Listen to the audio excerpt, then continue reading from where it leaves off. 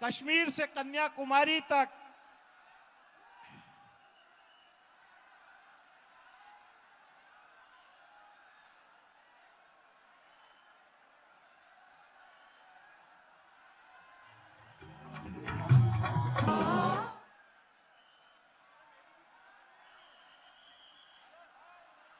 महाराष्ट्र माझा के लिए मनीष सोनी कृपया तैयार रहें।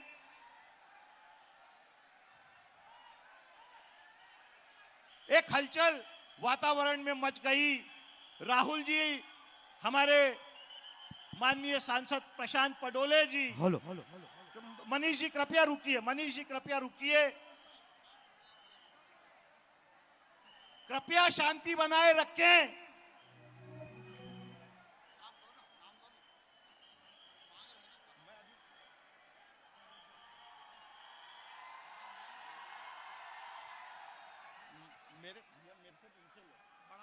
भारत के प्रत्येक व्यक्ति को, भारत के नौजवान को, भारत के किसान को, भारत की महिलाओं को, प्रत्येक व्यक्ति को सम्मान देने वाले माननीय राहुल गांधी जी आज गोंदिया की सरजमी पर उपस्थित हैं। मैं कहना चाहता हूं राहुल जी, जहां जहां पड़े चरण आपके, जहां जहां पड़े चरण आपके, राहों में फूल खिल गए। जहां जहां पड़े चरण आपके, राहों में फूल खिल गए। दिलों से हुआ मेल, दिलों का हजारों दिल मिल गए। मिल गया है साथ आपका राहुल जी, मिल गया है साथ आपका, धन्य गोंदिया हो गया। मिल गया है साथ आपका, धन्य गोंदिया हो गया। जागा है यहाँ प्रेम का सूरज, जागा है यहाँ प्रेम का सूरज। नफरत का अंधकार सो गया, नफरत का अंधकार सो गया। मोहब्बत के पैगाम को देने वाले राहुल गांधी जी का आप गोंदिया में जोरदार स्वागत करें, मैं आप लोगों से अनुरोध करना चाहता हूं। और मनीष भाई, महाराष्ट्र माझा आप लेकर आए।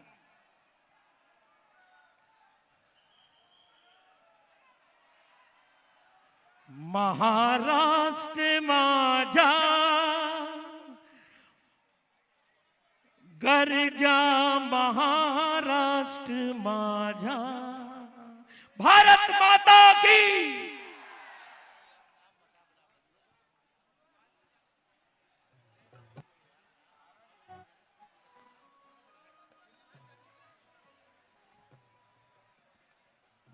आप सब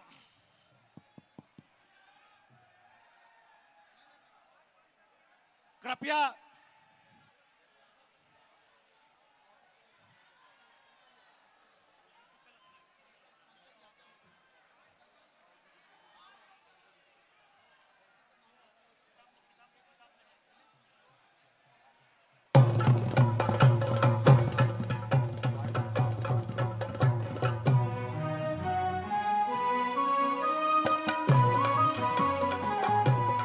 जय जय महाराष्ट्र माझा गर्जा, महाराष्ट्र माझा।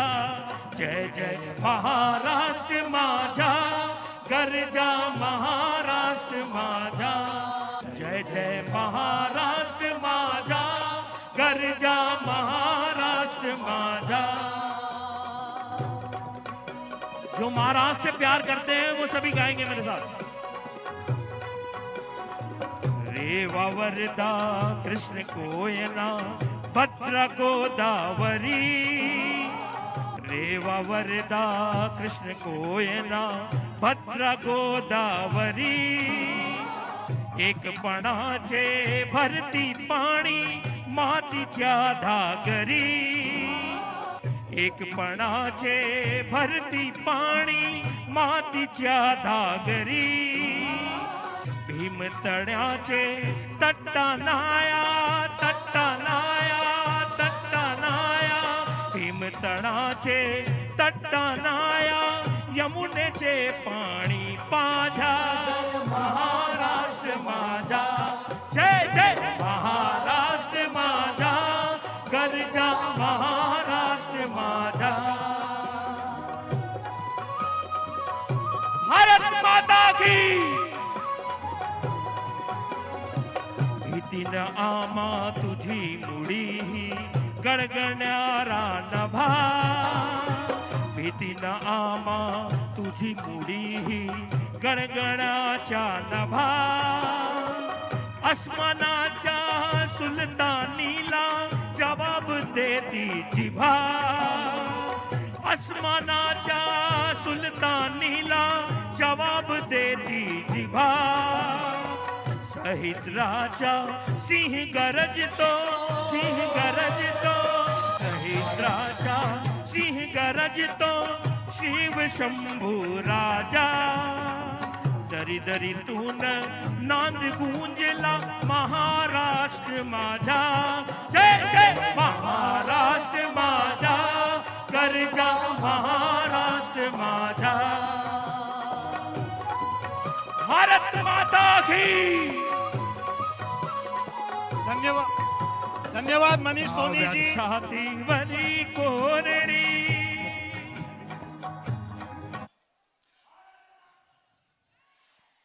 आप सभी राहुल गांधी जी का जोरदार तालियों से स्वागत करें। मैं माननीय राहुल गांधी जी के स्वागत के लिए गोंदिया जिला कांग्रेस कमेटी के अध्यक्ष माननीय दिलीप बंसोड़ जी आपको आमंत्रित करता हूं।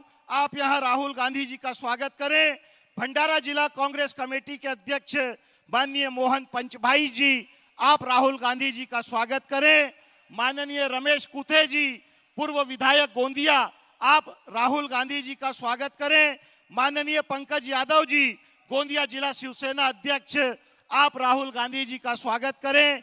माननीय सौरभ रोकड़े जी आप अध्यक्ष हैं गोंदिया जिला राष्ट्रवादी कांग्रेस पार्टी के आप राहुल गांधी जी का स्वागत करें। हमारी बहन जिला कांग्रेस कमेटी की अध्यक्ष वंदना ताई काड़े आप राहुल गांधी जी का यहां स्वागत करें। हमारे बीच उपस्थित माननीय सांसद प्रशांत पडोले जी के स्वागत के लिए मैं अशोक गप्पू गुप्ता जी आपको आमंत्रित करता हूं। आप प्रशांत पडोले जी का यहां स्वागत करें। माननीय हिनाताई कावरे जी आप राहुल गांधी जी का स्वागत करना चाहते हैं। माननीय विधायक मधु भगत जी आप राहुल गांधी जी का स्वागत करना चाहते हैं। माननीय शिव डहरिया जी हमारे पर्यवेक्षक आप राहुल गांधी जी का स्वागत करना चाहते हैं। माननीय अमर वराड़े जी प्रदेश कांग्रेस के सचिव आप राहुल जी का स्वागत करना चाहते हैं। मैं माननीय अशोक गप्पू गुप्ता जी से अनुरोध करूंगा आप हमारे बीच उपस्थित माननीय सांसद प्रशांत पडोले जी का मैं माननीय गोपाल दास जी अग्रवाल से यहां अनुरोध करूंगा आप यहां माननीय राहुल गांधी जी का स्मृति चिन्ह शॉल पक्ष का गमछा पहनाकर भावभीना स्वागत करें। माननीय अनुभा मुंजारे जी विधायक बालाघाट राहुल जी का स्वागत करना चाहती हैं। माननीय विवेक पटेल जी विधायक वारासिवनी आप राहुल जी का स्वागत करना चाहते हैं।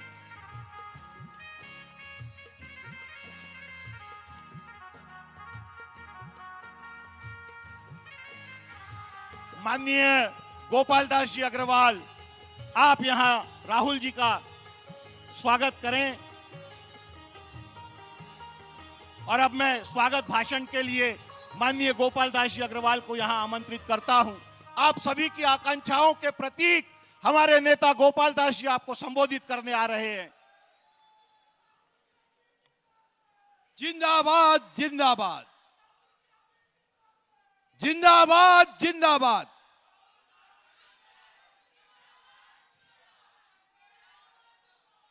हम सबके नेता जन जन के नेता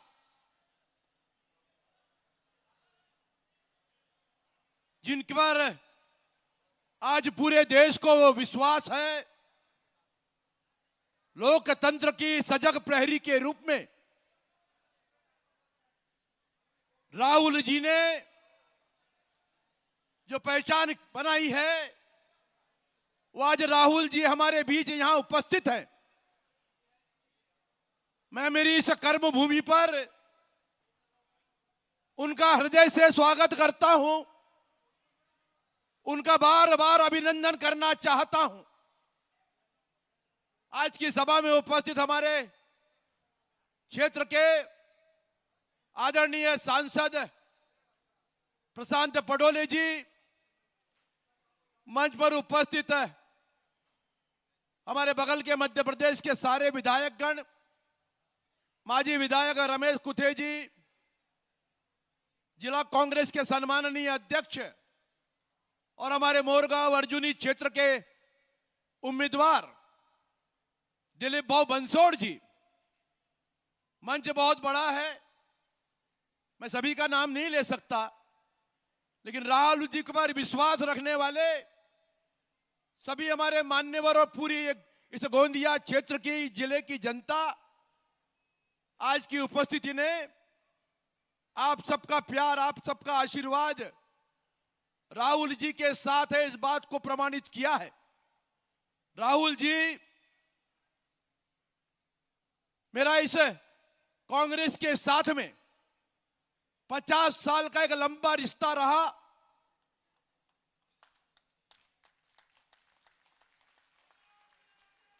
राजीव जी और राहुल जी के साथ में एक अजीब संयोग है कि राजीव जी और हमारी आदरणीय नेता सोनिया जी के नेतृत्व के अंदर हमेशा हमने अपने जिले में, अपने क्षेत्र में कांग्रेस को मजबूत करने का काम 50 साल तक किया। लेकिन जब ऐसा लगा कि यहां कुछ सुनवाई में कमी है, तो जरूर एक भूल हो गई। 5 साल पहले जो किया, उस भूल को सुधारकर मनुवादी प्रवृत्तियों का साथ छोड़कर फुले साहू आंबेडकर के वारसे को आगे बढ़ाने के लिए आपकी जो लड़ाई चल रही है उसमें शामिल होने के लिए मुझे कांग्रेस के नेतृत्व ने जो मौका दिया है, उसके लिए मैं आदरणीय सोनिया जी, आदरणीय खड़गे जी और आपका दिल से आभार मानता हूं। और जो भूल मुझसे हुई उसके प्रायश्चित के रूप में मैंने 2 महीना पहले इसी मंच पर चेनीथला जी के उपस्थिति में घर वापसी किया और तब से घर में चैन से नहीं बैठा। लगभग 450 किलोमीटर की पदयात्रा पूरे गोंदिया विधानसभा के चप्पे चप्पे में जाकर लोगों का आशीर्वाद लेने का हमने काम किया और ये उस भूल का प्रायश्चित है, ऐसा मैं समझता हूं। सोनिया जी का मेरे जीवन पर बहुत बड़ा प्रभाव रहा है। सोनिया जी और गांधी परिवार के साथ में मेरे दिल के रिश्ते, उनके स्नेह और सम्मान मुझे हमेशा मिला। और मुझे खुशी है कि पिछली बार जब मोदी जी यहां आए तो इस लड़ाई को मजबूती देने के लिए सोनिया जी आई थी और मोदी के आने के बाद भी पंजा चमका था। आज फिर राहुल जी आप आए हो, एक नई बहार हम लोग महसूस करते हैं, एक नई ऊर्जा महसूस करते हैं। इस गोंदिया क्षेत्र के अनेक समस्याएं हैं। यहां का धान उत्पादक किसान को उसका भाव नहीं मिलता, खरीदी केंद्र पर 2-2 महीना भुगतान नहीं मिलता। हमारे बगल के हमारी कांग्रेस की सरकार थी तो 3100 रुपए क्विंटल का भाव मिलता था, लेकिन यहां की सरकार पैसा भी कई बार सोसाइटियां खा जाती है, जैसा हमारे क्षेत्र के आमदार की कृपा से पास की एक संस्था ने पूरे किसानों का करोड़ों रुपया खा गया। और इसलिए मजबूत खरीदी व्यवस्था होना, किसानों को धान का अच्छा मूल्य होना, हमारे गोंदिया के कई प्रश्न हैं, लेकिन गोंदिया में सबके मन में संविधान को बचाने की बात है, जो आपके रहते ही सुरक्षित रह रहा है। और यही बात आज ये खतरा, संविधान का खतरा आज भी बना हुआ है।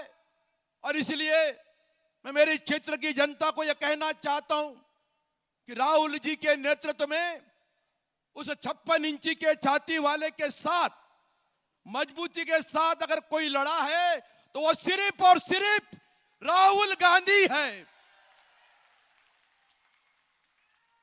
जो किसान की बात करता है, जो नौजवान की बात करता है, जो महिलाओं की सुरक्षा की बात करता है। ऐसा नेता बड़े भाग्य से मिलता है। राहुल जी के माध्यम से, उनके नेतृत्व में जब तक के जान है तब तक के इस क्षेत्र में कांग्रेस को मजबूत करने का काम पूरी ताकत से हम सब मिलकर करेंगे। इस बात का उनको विश्वास दिलाता हूं। और इस गोंदिया के धान उत्पादक किसानों को न्याय मिले, यहां की सामाजिक जनगणना की जो बात आप करते हो उसका सबको इंतजार है। ओबीसी के लोगों को 27% का जो आरक्षण दिया जाता है वो आपकी जाति जनगणना के माध्यम से ही बढ़ाया जा सकता है। गोंदिया का मेडिकल कॉलेज जल्दी से पूरा हो और गोंदिया में शासन की तरफ से हमारा शासकीय इंजीनियरिंग कॉलेज चालू हो। इस बात का संकल्प लेके मैं गांव-गांव तक पहुंचा हूं। इस गोंदिया क्षेत्र के साथ, इस गोंदिया जिले को सुजलाम सुफलाम बनाने के लिए हमारे सिंचन प्रकल्पों को गति देना है। और वो राहुल जी आपके जैसा नौजवान व्यक्ति ही ये सारे दुख दर्द को समझता है। और निश्चित रूप से हमको ये महाविकास आघाड़ी की सरकार के माध्यम से आप जरूर न्याय दिलाने का काम करेंगे। ये गोंदिया की धरती कांग्रेस की धरती रही है, कांग्रेस को लोगों ने मानने वाली धरती रही है। यहां पर हमेशा कांग्रेस का परचम लहराया है, इस बार भी लहराएगा। इस बात का विश्वास आपको देना चाहता हूं। और फिर एक बार हम सब जोरों से नारे लगाएं, राहुल गांधी आगे बढ़ो। फिर एक बार राहुल गांधी संघर्ष करो। बहुत बहुत धन्यवाद। जय हिंद, जय महाराष्ट्र। धन्यवाद माननीय गोपाल दास जी अग्रवाल। एक क्रांतिकारी भाषण माननीय गोपाल दास जी अग्रवाल ने यहां दिया। मैं गोंदिया भंडारा के लोकप्रिय सांसद माननीय प्रशांत पडोले जी आपसे अनुरोध करता हूं, आप समय सूचकता के साथ यहां सभा को संबोधित करें। हमारे नौजवान सांसद का आप जोरदार तालियों से स्वागत करें।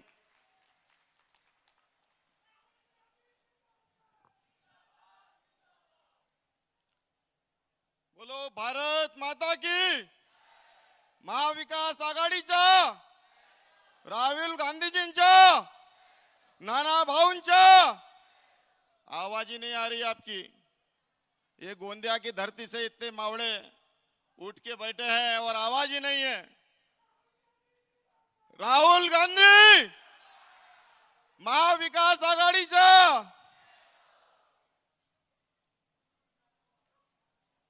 आदरणीय राहुल गांधी प्रदेश अध्यक्ष नाना भाऊ पटोले, मंच पर उपस्थित सभी सम्मानीय नेतागण, कार्यकर्ता साथियों और यहाँ उपस्थित सभी महानुभावों को मेरा सादर प्रणाम। आज हम सबके लिए यह गर्व का क्षण है कि हमारे प्रिय नेता राहुल जी गांधी आज यहाँ हमारे विदर्भ के पवित्र धरती पर अपने विचारों और प्रेम का प्रकाश फैलाने के लिए और हमें एकता की ताकत दिखाने के लिए हमारे पास आए हैं। राहुल जी, आप भारत की आशा और एक नई दिशा का प्रतीक है। जब देश में नफरत और भय का माहौल फैलाने की कोशिश की गई, तब आप प्रेम और एकता का संदेश लेकर यहां पे आए हैं। आपके विचार और आपका हौसला भारत के उस सपने को जीवित रख रहे हैं जो सपना महात्मा गांधी जी, जवाहरलाल नेहरू और सरदार पटेल जैसे नेताओं ने देखा था। आप हमेशा गरीबों, किसानों और युवकों की आवाज आप बने हैं। आप हमारे मूल्य और सम्मान को संरक्षित करने में अपनी कोशिश में कभी भी कमी नहीं की है। भारतीयों को सम्मान भारतीयों को सम्मान और सम्मान के साथ जीना का जो अधिकार मिले, उसके लिए आप हमेशा डटे हैं। आपकी आवाज हर उस इंसान की आवाज है जो न्याय और सच्चाई में विश्वास रखता है।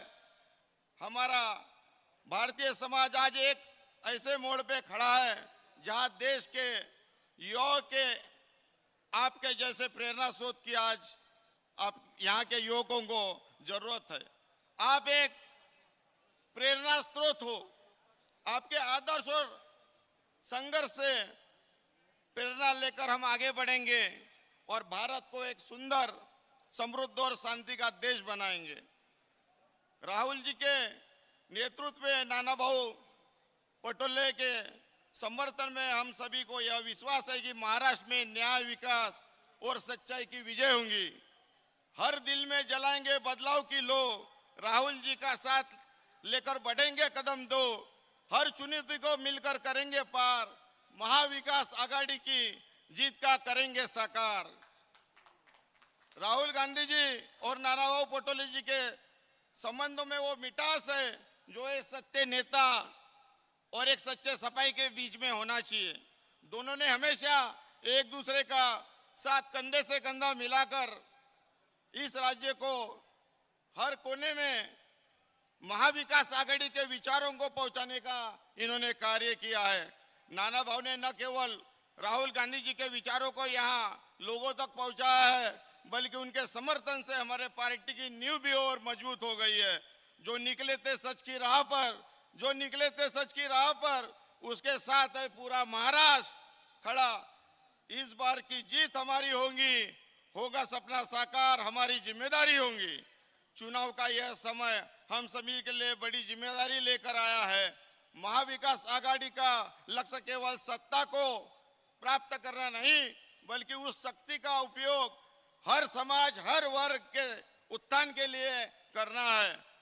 हम हैं वो आवाज जो दब नहीं सकती, हम वो ताकत है जो झुक नहीं सकती। महाविकास आघाड़ी की है यह पहचान, हर एक दिल में गूंजेगा उसका नाम। हमें विश्वास है कांग्रेस के नेतृत्व में हमारी महाविकास आघाड़ी महाराष्ट्र में जनता की पसंद बनेगी और हर वर्ग के जीवन में सकारात्मक बदलाव लेकर आएंगी। इस बार की जीत सब हमारी जीत नहीं, बल्कि मेहनत कश और ईमानदार नागरिक की होंगी। अब वक्त है कि हम सभी एकजुट होकर राहुल जी और नाना भाऊ के नेतृत्व में इस चुनाव को जीतकर महाराष्ट्र में सच्चाई, न्याय और विकास का नया अध्याय लिखेंगे। जाते जाते चार पंक्तियां हमारे प्रिय नेताजी राहुल जी और नाना भाऊ के लिए मैं कहना चाहूंगा। सिर्फ अपने लिए नहीं, पूरे देश के लिए मुस्कुराएंगे। सिर्फ अपने लिए नहीं, सिर्फ पूरे देश के लिए मुस्कुराएंगे। हर जुल्म से लड़ेंगे, हर मजलूम का सहारा लेंगे। राहुल जी, नाना भाऊ, हम आपके साथ हैं। हर किया वादा हम निभाएंगे। आप सब लोगों को दिवाली की हार्दिक शुभकामनाएं देता हूं। और जैसे कृष्ण भगवान ने नरकासुर का वध किया था, उसी प्रकार महायुति रूपी नरकासुर का आप वध करेंगे। और 20 तारीख को यहाँ पे महाराष्ट्र में आज महाविकास आघाड़ी की सत्ता स्थापन करेंगे। और आने वाले समय में 23 तारीख को हमारे नाना भाऊ को महाराष्ट्र का राजा, उसका राज्याभिषेक करेंगे। और जल्दी ही राहुल जी को यहाँ भारत का प्रधानमंत्री बनाएंगे। इतना बोल के अपने 2 शब्दों को विराम देता हूँ। जय हिंद, जय भारत। बोलो भारत माता की। धन्यवाद। भूमिपुत्र लोकनायक नाना पटोले आपको संबोधित करने आ रहे हैं। समय का अभाव है। नाना भाऊ जिंदाबाद।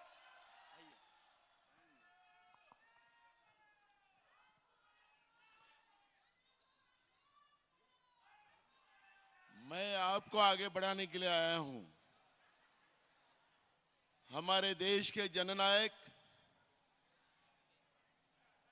हम सबके लाडले नेता आदरणीय राहुल गांधी जी हमारे यहाँ के लोकप्रिय उम्मीदवार गोपाल भैया अग्रवाल जी, हमारे अर्जुनी मोरगांव के लोकप्रिय उम्मीदवार दिलीप बंसोड़ जी, हमारे तिरोड़ा के लोकप्रिय उम्मीदवार गुड्डू बोपचे जी, हमारे आमगांव के उम्मीदवार, मैं विधायक बोल रहा, अभी विधायक मिलेगा, राजकुमार जी पुराम, हमारे यहाँ के लाडले सांसद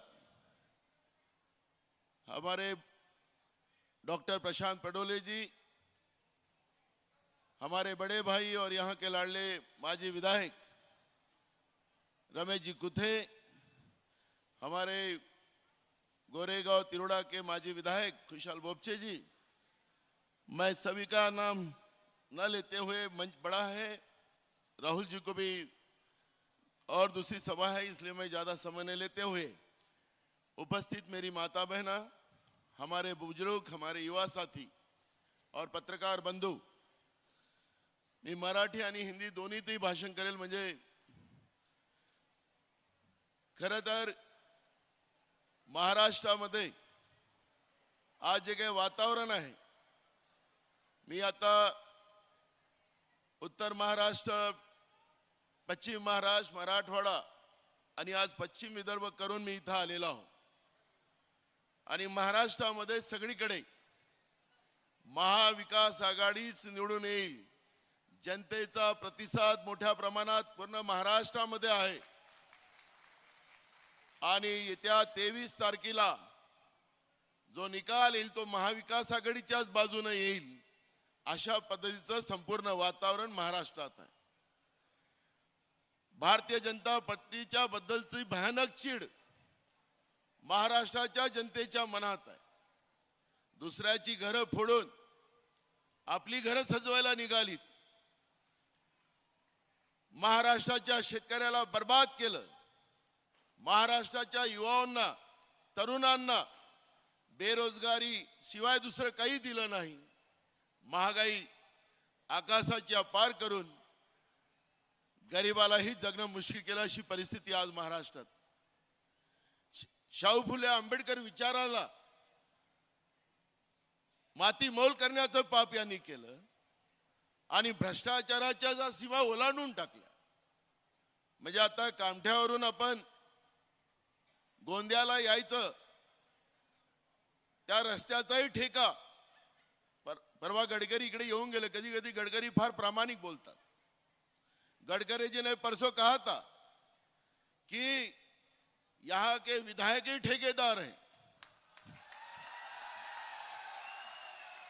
इसलिए बेहाल गोंदिया का है. ये गडकरी कहते हैं, मैंने नहीं कहा, और वो वास्तविकता भी है. गडकरी जी बहुत सच कहते हैं. और मैं इसलिए कहना चाहता हूं कि महाराष्ट्र, जो शिवाजी महाराज हमारे दैवत है, उसमें भी उनकी प्रतिमा बनाने में जो मालवन में, राजकोट में जो प्रतिमा बनाई गई थी, उसमें भी भ्रष्टाचार हुआ और उसका इनॉग्रेशन नरेंद्र मोदी जी के हाथ से हुआ. नरेंद्र मोदी जी जिसको हाथ लगाते वो चीजें गिरती है, और उसमें भी भ्रष्टाचार हुआ. शिवाजी महाराज की प्रतिमा का अवमान करने का काम इन लोगों ने किया. और इसलिए महाराष्ट्र अब महायुति और बीजेपी को माफ नहीं करेंगे. ये वातावरण पूरे महाराष्ट्र में. मैं यहां पे इतना ही कहूंगा क्योंकि हम राहुल जी को सुनने आए हैं. मैं अब पूरे महाराष्ट्र का दौरा करके अब अपने एरिया में गढ़चिरोली, चंद्रपुर, भंडारा, गोंदिया और नागपुर और वर्धा, इतने एरिया में घूमूंगा अभी 5 दिन में. तो तुम और हम लोग मिलते रहेंगे. मैं इतना ही कहूंगा कि भंडारा, गोंदिया जिले के लिए ये समय हमारे लिए बड़ा महत्व का है. मैं अभी राहुल जी से बात कर रहा था कि हमारे एरिया में कई जगह में इरिगेशन की व्यवस्था नहीं है. आज भी हमारी जो फसल निकलती है धान की, उसको दाम नहीं है. नदी जोड़ो प्रकल्प के आधार पर हम तो पूरे विदर्भ में पानी की व्यवस्था करेंगे, लेकिन गोंदिया और भंडारा जिला ये पहले फेज में हम 100% नहीं तो 99% भंडारा गोंदिया दोनों जिले एरिकेटेड करने का वादा इस सभा में मैं आपको राहुल जी के सामने करता हूं। ये व्यवस्था हमने बना ली है, फॉरेस्ट का क्लियरेंस हमने ले लिया है। सरकार अपनी आने के बाद एक सुनिश्चित लेवल के आधार पर हमारे किसानों के खेत में पानी, पीने का पानी और औद्योगिक व्यवस्था के लिए पानी और खेती पे आधारित उद्योग हम हमारे एरिया में खड़े करेंगे। हमारे को जो पिछड़ेपन का कलंक लगा है वह हमें पोषना है, क्योंकि कुछ लोग हमारे साथ रहे और खुद अमीर बन गए और अमीर बनकर जब ऐसा समय आ गया कि खुद के गर्दन पे तलवार आई तो हमको तो छोड़ चले गए। लेकिन आज वही कहता है कि कांग्रेस में मुक्त गोंदिया भंडारा करना है। मैं उनको दावा करता हूं, दम है तो करके दिखाओ। मैं भाजपा मुक्त करके दिखाऊंगा, मैं भाजपा मुक्त करके दिखाऊंगा। अब तो गलोगली में घूम रहे हो। मैंने उस दिन भी कहा था इसी सभा से कि ये समय नहीं है, हम आपको रिस्पेक्ट करते हैं, लेकिन आप गोंदिया भंडारा जिले के विकास के आड़ आओगे तो आपको मुश्किल हो जाएगा। आपने तो नहीं किया, आपने गोंदिया भंडारा जिले का कभी विकास किया नहीं, खुद को विकास पुरुष कहते थे। लेकिन आज हमारे को मौका मिला है और इस मौके को अगर हम लोगों को बीच में आने का काम किया और मेरे भंडारा गोंदिया जिले के लोगों को तकलीफ देने का काम किया तो मेरा नाम नाना पटोले है। तो इसलिए मैं आप लोगों को कहता हूं और उनको भी कहना चाहता हूं, अभी भी कुछ बिगड़ा नहीं है। हम सब लोग मिलकर हमारे भंडारा गोंदिया जिले का विकास करेंगे। मेरा जन्म गोंदिया में हुआ है, मेरा बचपन आ गया है और मैं चाहता हूं कि मेरे जिले को जो कलंक पिछड़ेपन का लगा है वो पोषने का अब मुझे मौका मिला है और इस मौके को आप तकलीफ ना दें, यही मैं उनको कहने चाहूंगा। मैं तो किसी का बुरा तो आज तक नहीं किया और ना करूंगा, क्योंकि मैं राहुल जी का शिष्य हूं। राहुल जी हमेशा गलती करने वालों को भी माफ करते हैं, लेकिन देश के लिए और पब्लिक के लिए प्रामाणिक रहना वो उनकी सीख मेरे पास है। तो मैं हमेशा किसी का बुरा करने से लोगों का अच्छा करो, कोई हमारे से नफरत करता है तो उसको प्यार से जोड़ो, यही मेरे नेता का मुझे हमेशा शिक्षा रही है और मैं राहुल जी की राह पे हमेशा चलते आया हूं।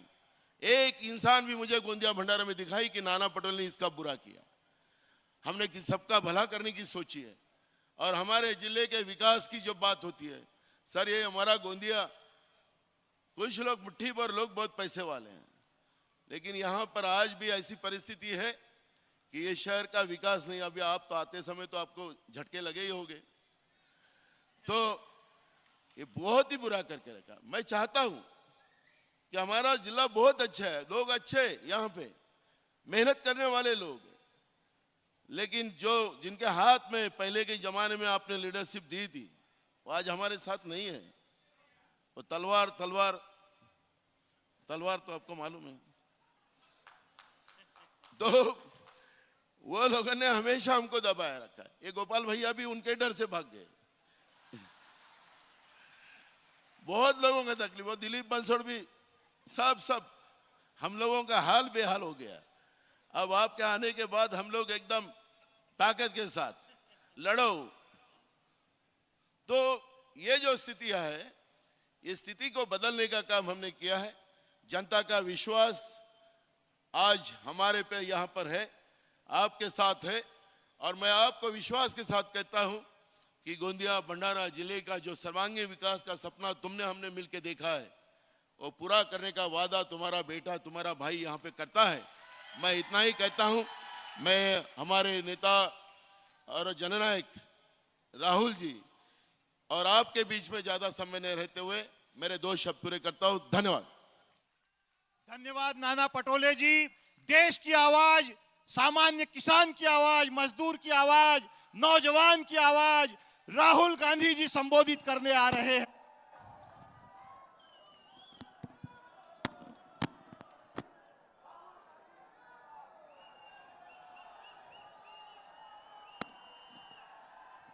नाना पटोले जी,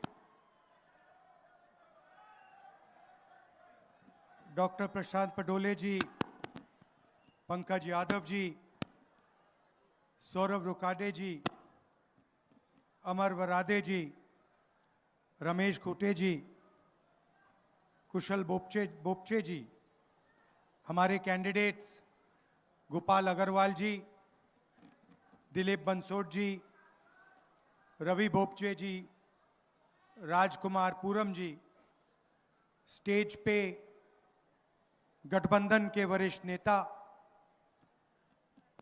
भाइयों और बहनों, कांग्रेस पार्टी के और गठबंधन के हमारे प्यारे कार्यकर्ता, प्रेस के हमारे मित्रों, आप सबका यहां बहुत बहुत स्वागत, नमस्कार। आपका मूड कैसा है? मूड ठीक है?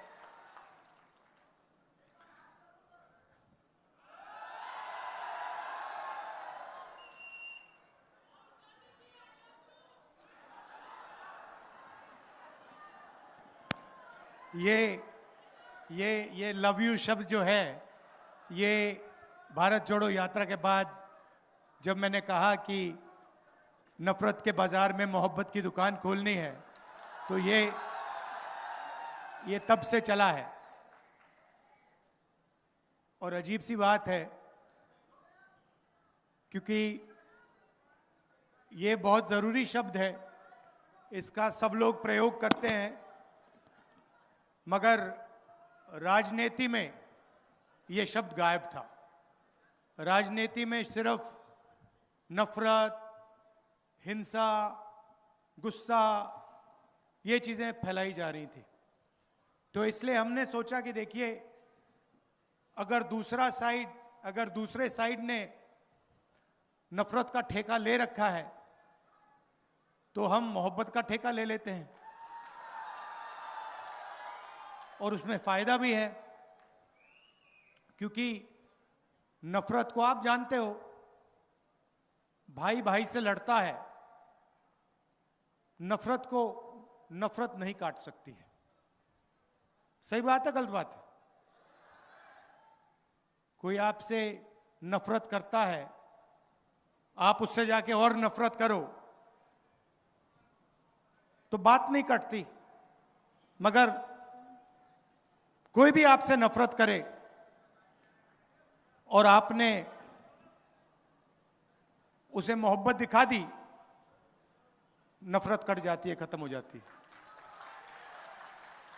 यह कांग्रेस पार्टी की सोच है, महात्मा गांधी जी की सोच है, अंबेडकर जी, फूले जी। महाराष्ट्र में तो लिस्ट है, अभी मैंने शुरू कर दिया तो मतलब 10-15 मिनट तो नाम लेने में लग जाएंगे। ये आपके खून में है। जब भी मैं यहां आता हूं, मैं आपको बताऊं, जब भी मैं आता हूं विदर्भ में कहीं भी, जैसे ही मैं महाराष्ट्र में आता हूं, आपके चेहरों पे, आपके दिल में कांग्रेस पार्टी की विचारधारा दिखती है। कहने की भी जरूरत नहीं होती, समझाने की भी जरूरत नहीं होती है। ये आप में नेचुरल है, डीएनए है, और ये नया नहीं है, ये हजारों साल से चल रहा है। ये हिंदुस्तान का संविधान है।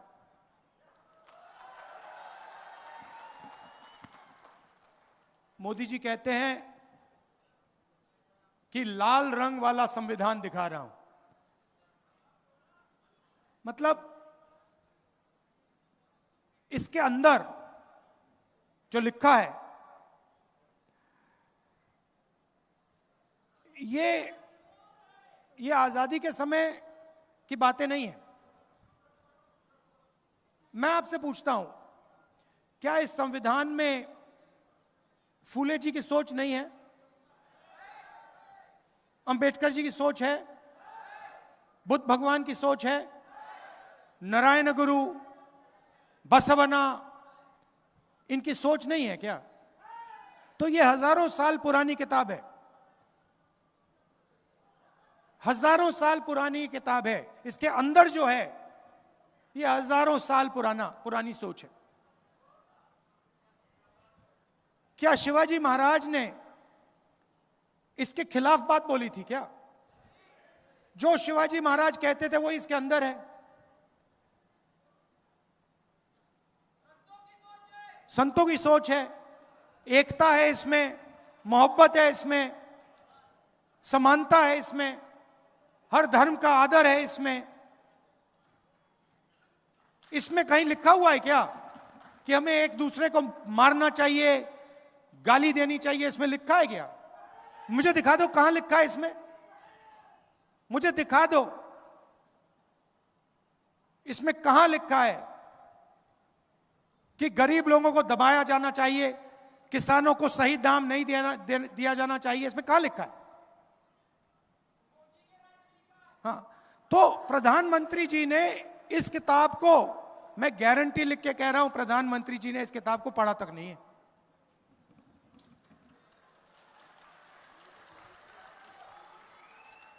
क्योंकि अगर प्रधानमंत्री ने यह किताब पढ़ी होती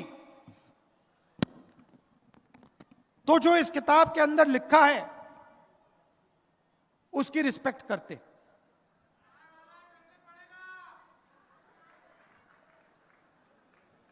अब कॉन्स्टिट्यूशन से, संविधान से हिंदुस्तान की संस्थाएं निकलती हैं। इस किताब में लिखा है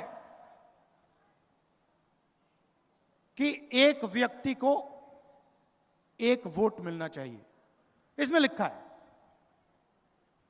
इलेक्शन होते हैं, हिंदुस्तान में लोकतंत्र है, इसके कारण है। और यह है तो अंबेडकर जी के कारण, गांधी जी के कारण, फूले जी, बुद्ध भगवान। और 24 घंटा नरेंद्र मोदी जी, आरएसएस के लोग इस पर आक्रमण करते हैं। इस पे कहीं लिखा हुआ है कि महाराष्ट्र की सरकार को चोरी करना चाहिए? लिखा है कहीं इसमें कि एमएलए को पैसा देकर महाराष्ट्र की सरकार गिरानी चाहिए? इसमें लिखा है? तो जब इन्होंने महाराष्ट्र की सरकार को आपके हाथों से चोरी किया तो इन्होंने इसको कमजोर किया, हां या ना? जब ये अपने लोगों को हिंदुस्तान की सारी यूनिवर्सिटीज में वाइस चांसलर बनाते हैं तो इसको ये कमजोर करते हैं, मजबूत करते हैं? जब ये किसान को सही एमएसपी नहीं देते, जब ये अदानी और अंबानी जैसे लोगों का 16 लाख करोड़ रुपए कर्जा माफ करते हैं, इसको ये मजबूत करते हैं, कमजोर करते हैं? सीधी सी बात है। मुझे दिखा दो इसमें कहां लिखा है कि अदानी जी जैसे लोगों को 16 लाख करोड़ रुपए कर्जा माफ करके देना चाहिए? इसमें कहां लिखा है कि महाराष्ट्र से बड़े बड़े उद्योग लेकर दूसरे प्रदेशों में भेज देने चाहिए?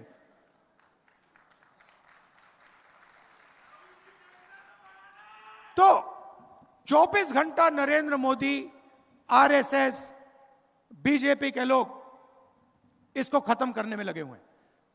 सामने से नहीं बोल सकते, क्योंकि सामने से बोल दिया, गलती से भी बोल दिया तो फिर हिंदुस्तान की जनता एकदम उन पर टूट पड़ेगी। इसीलिए वो छुप छुप कर बंद कमरों में संविधान की हत्या करते हैं। क्या जब आपकी सरकार छीनी गई, जब विधायकों को करोड़ों रुपए दिए गए, उन्होंने वो काम बंद कमरों में किया या आपके सामने किया? बंद कमरों में किया ना।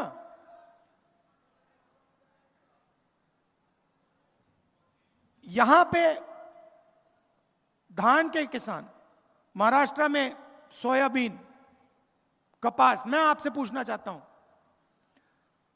आपको सही दाम मिलता है? आप मेहनत करते हो, आपके हाथ फट जाते हैं, 24 घंटा अपना खून पसीना आप देते हो, और आपकी मेहनत का फल आपको नहीं मिलता।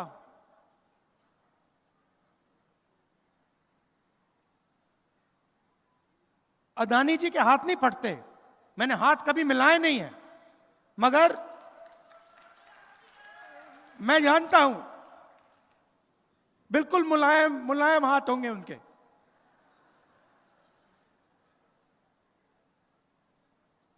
खेत में कभी शायद गए भी नहीं है, मगर हिमाचल में अगर आप सेब बेचना चाहते हो तो पहले अदानी जी के गोदाम में डालना पड़ेगा। नरेंद्र मोदी जी 3 काले कानून लाए, देश में सारे के सारे किसान उसके खिलाफ खड़े हो गए, और नरेंद्र मोदी भाषण में कहते हैं मैं तो ये बिल किसान के फायदे के लिए लाया था। अगर आप किसान का फायदा करने की कोशिश कर रहे थे तो किसान सड़कों पे क्यों उतरा? क्योंकि किसान जानता है कि आप किसान की कभी मदद नहीं करते हो। 16 लाख करोड़ रुपए आपने अरबपतियों का कर्जा माफ किया। मैं पूछता हूं, नरेंद्र मोदी जी ने 10-11 साल में कितने किसानों का कर्जा माफ किया है? एक का नहीं किया है। सारा का सारा प्राइवेटाइज कर देते हैं।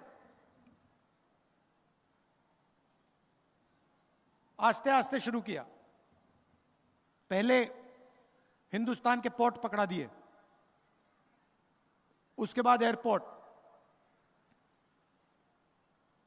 और अब 1 लाख करोड़ रुपए धारावी की जमीन अदानी जी के हवाले की जा रही है। और मीडिया में आपने सुना है क्या? मीडिया में आपने कभी, टीवी देखते हो, किसान का चेहरा देखा आपने टीवी पे? कभी टीवी पे आपने मजदूर को देखा है? कभी बेरोजगार युवा को चिल्लाते हुए देखा आपने? अंबानी की शादी देखी ना, डांस गाना देखा ना आपने वहां पे? मोदी जी गए थे ना, राहुल गांधी गया था। तो सीधी सी बात है, वो उनके हैं, मैं आपका हूं।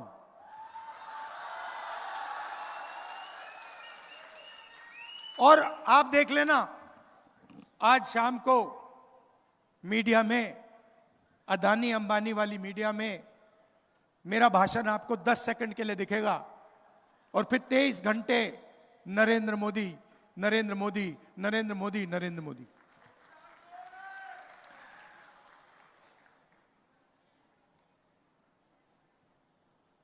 हिंदुस्तान में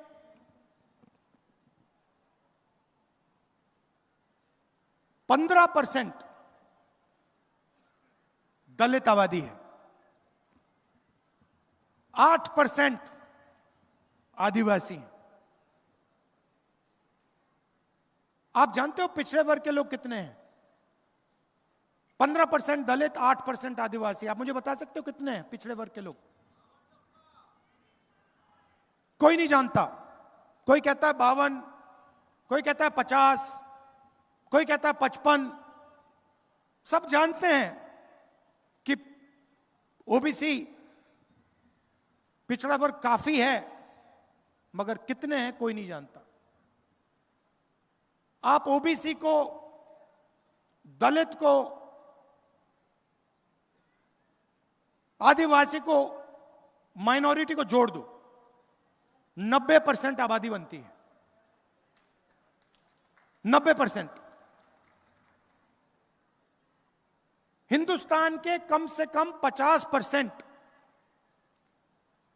ओबीसी वर्ग है।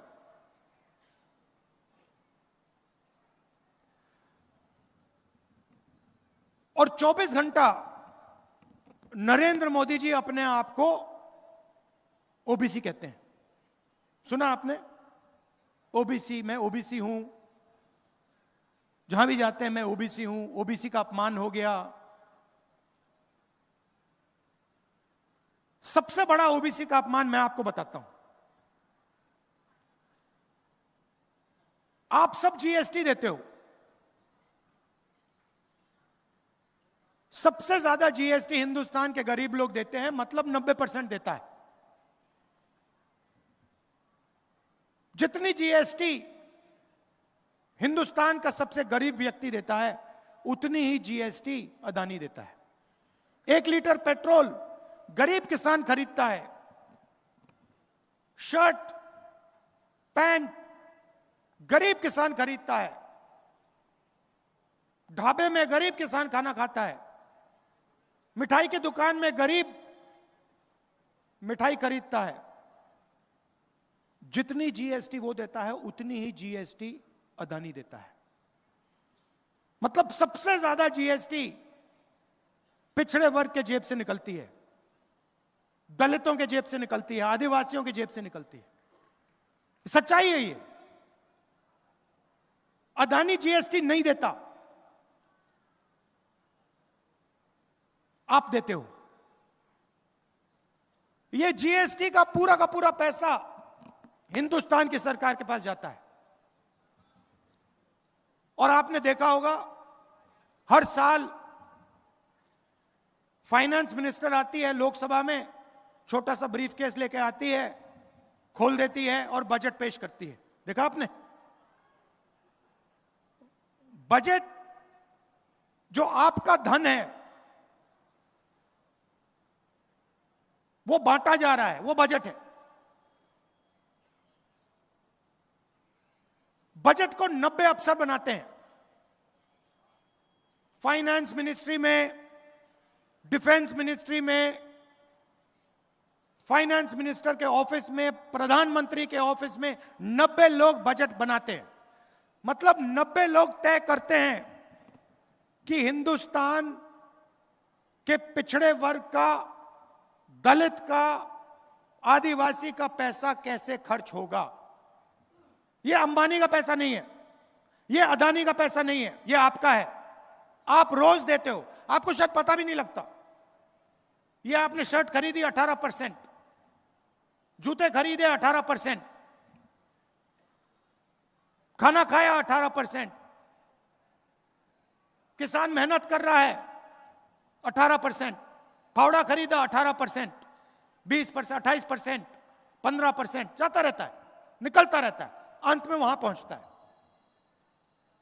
90 अफसर डिसीजन लेते हैं। महाराष्ट्र को कितना पैसा आएगा, विदर्भा में कितने स्कूल बनेंगे, कितनी यूनिवर्सिटीज आएंगी, शिक्षा के लिए कितना पैसा जाएगा। 90 अफसर में से पिछड़े वर्ग की आबादी 50%, 90 में से 3 पिछड़े वर्ग के हैं। और अगर हिंदुस्तान की सरकार आपका पैसा खर्च करती है, पिछड़े वर्ग का पैसा खर्च करती है, 100 रुपए खर्च होते हैं, तो आपके ओबीसी अफसर 5 रुपए का निर्णय लेते हैं। यह है ओबीसी का अपमान। आपकी आबादी 50%, आपकी भागीदारी 5%। यह सच्चाई है। दलित अफसर, आपकी आबादी 15%, 100 रुपए का निर्णय होता है, आप 1 रुपये का निर्णय लेते हो। आपकी भागीदारी 15%, 100 रुपए में से 1 रुपया आपका। और आदिवासी भाई, उनकी आबादी 8%, भागीदारी 100 रुपए में से 10 पैसे। भागीदारी 100 रुपए में से 10 पैसे उनके। तो अगर आप पिछड़ों को, दलितों को, आदिवासियों को जोड़ दो, 100 रुपए खर्च होते हैं, 6 रुपए 10 पैसे का निर्णय आप लोग लेते हो। यह है असली अपमान। इसीलिए मैं हर स्पीच में कहता हूं और लोकसभा में मैंने कहा है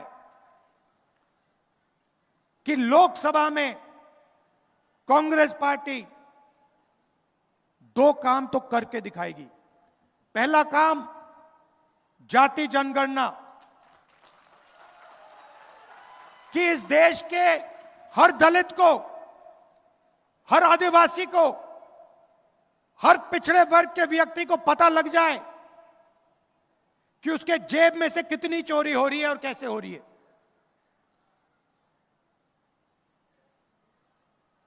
दोहराता हूं कि देश के हर दलित को, हर आदिवासी को, हर पिछड़े वर्ग के व्यक्ति को पता लग जाए कि उसके जेब में से कितना पैसा छीना जा रहा है। जाति जनगणना में सबको पता लग जाएगा कि आबादी किसकी कितनी है। जाति जनगणना में हम यह भी पता लगाएंगे कि हिंदुस्तान की संस्थाएं जो हैं उसमें दलित कितने, आदिवासी कितने, पिछड़े कितने। मीडिया को देखो, हर शाम टॉक शो होते हैं, इनकी बातचीत होती है। मुझे नाम बता दो इनके मालिकों में से, बड़े बड़े पत्रकारों में से मुझे एक ओबीसी, एक दलित, एक आदिवासी नाम बता दो। कौन सा है बता दो। एक भी नहीं मिलेगा आपको। 24 घंटा बातचीत चलती रहती है। 90% लोग तो है ही नहीं मीडिया में।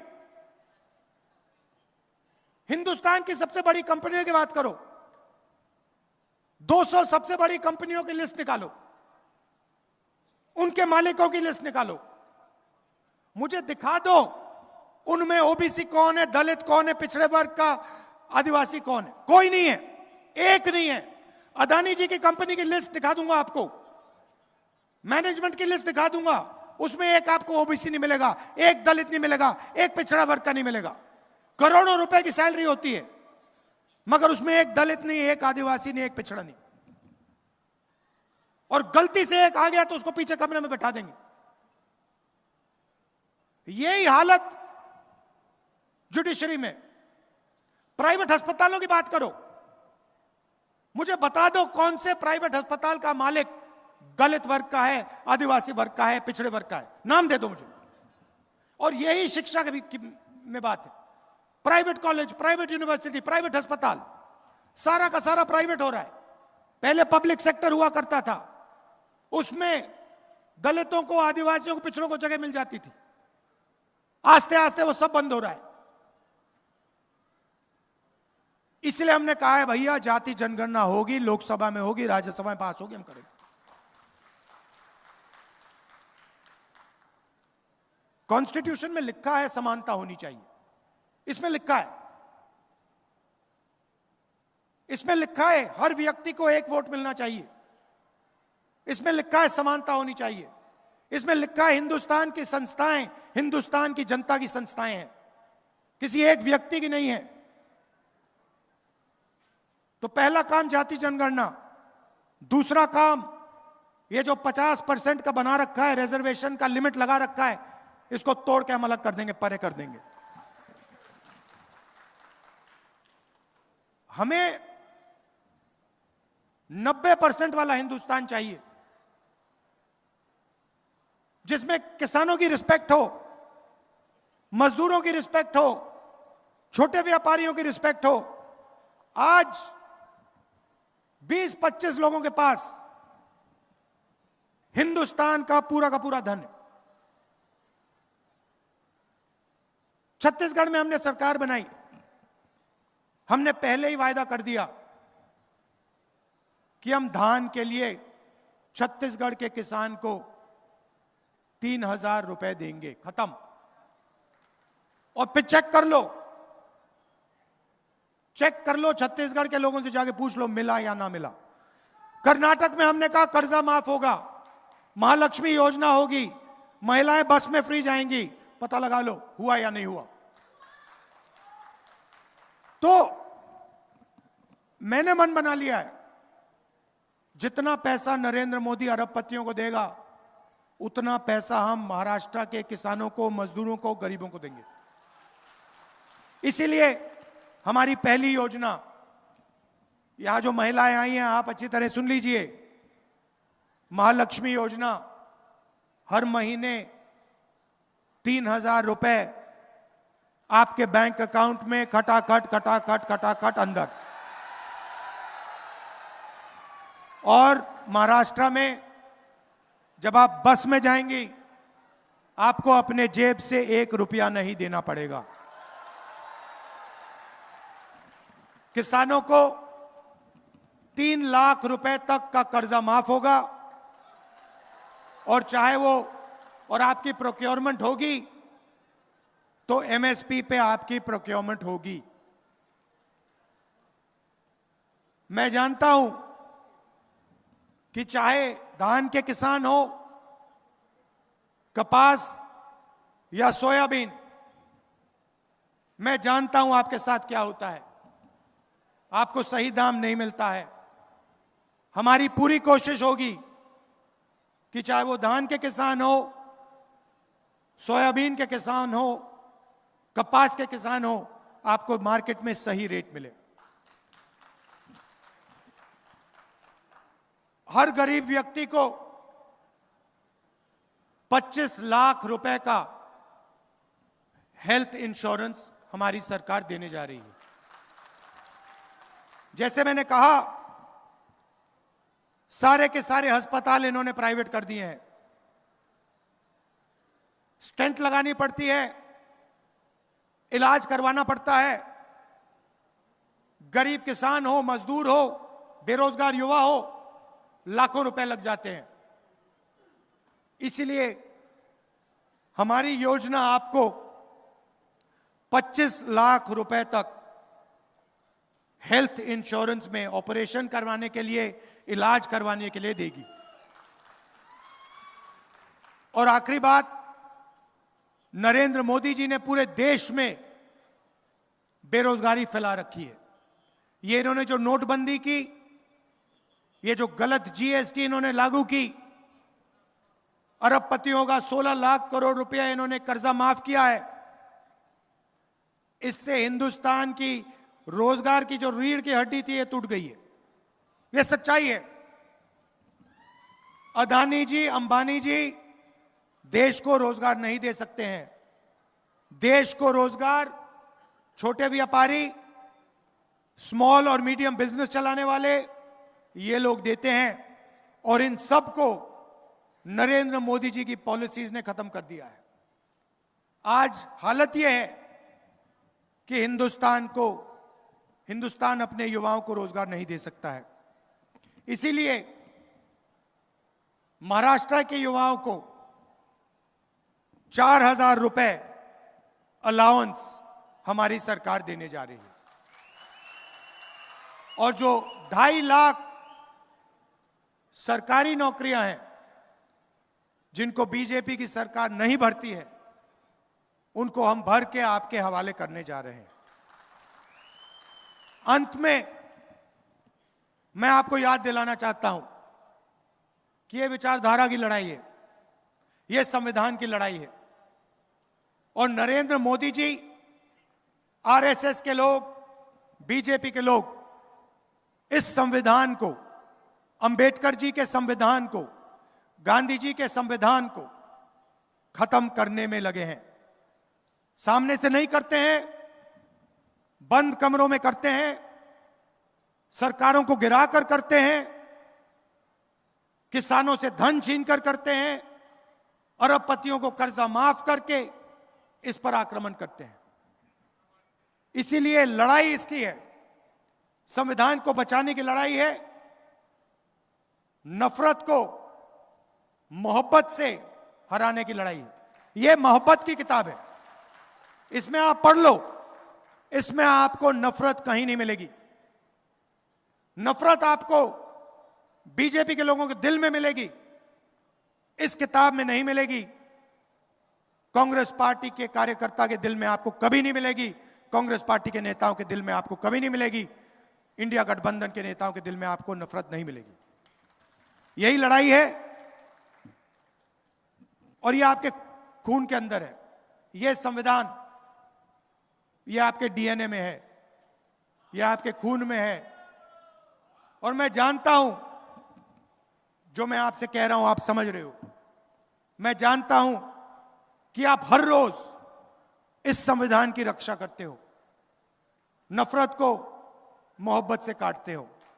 जैसे मैंने कहा भारत जोड़ो यात्रा में, जो मैंने कहा, नफरत के बाजार में आप सब मोहब्बत की दुकान खोलते हो। आप दूर दूर से मेरी बात सुनने आए, इसके लिए मैं आपको दिल से धन्यवाद करता हूं।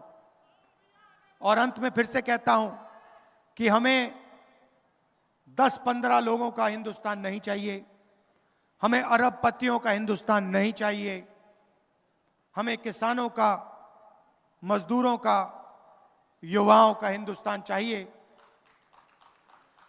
हमें नफरत का हिंदुस्तान नहीं चाहिए, हमें मोहब्बत का हिंदुस्तान चाहिए। धन्यवाद। जय हिंद। नमस्कार।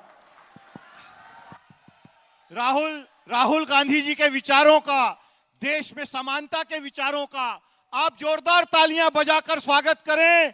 राहुल गांधी। मैं आप सभी से अनुरोध करता हूं, गोपाल दास जी अग्रवाल का परिवार यहां राहुल गांधी जी का सम्मान करना चाहता है। जीत लेना दिलों को काम न ये आसान है। यही है सच्ची साधना, यही सच्चा सम्मान है। माननीय राहुल गांधी जी, हम आपके प्रति आभार व्यक्त करते हैं।